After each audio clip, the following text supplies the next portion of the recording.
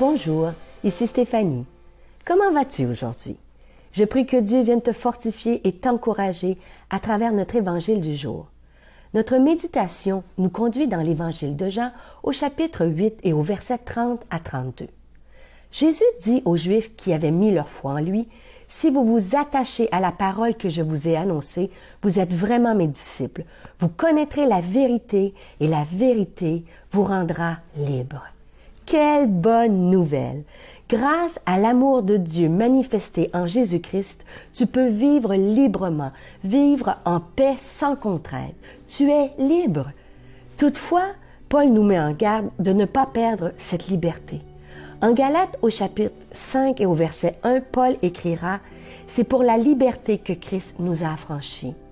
Demeurez donc fermes et ne vous laissez pas mettre de nouveau sous le joug de la servitude. » Cher ami, il est tellement facile de ne pas vivre comme une personne qui est pleinement libre, de se mettre de nouveau sous le joug de la servitude. Tu sais, tu n'es pas obligé d'être en prison pour être privé de ta liberté.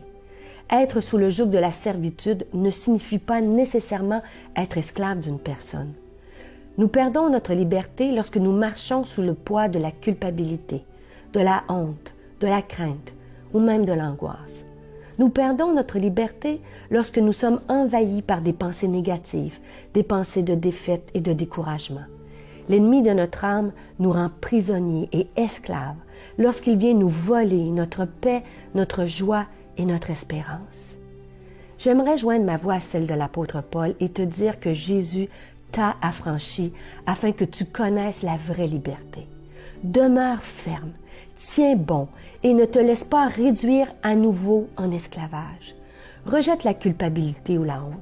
Jésus a effacé l'acte dont les ordonnances nous condamnaient et il l'a détruit en le clouant à la croix.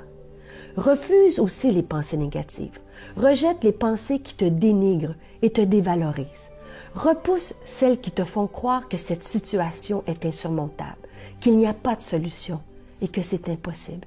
Si tu résistes à ces pensées négatives et que tu les remplaces par la parole et les promesses de Dieu, tu trouveras ou retrouveras la vraie liberté.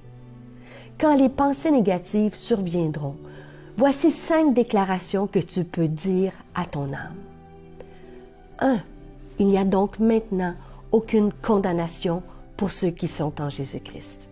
Deuxièmement, nous savons du reste que toute chose concourt au bien de ceux qui aiment Dieu et de ceux qui sont appelés selon son dessein.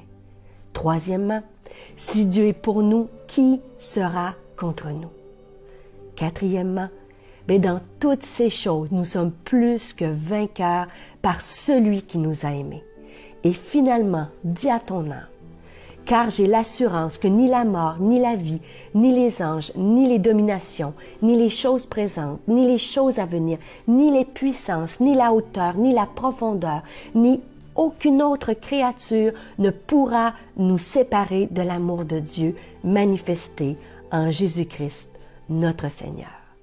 Je te souhaite une excellente journée.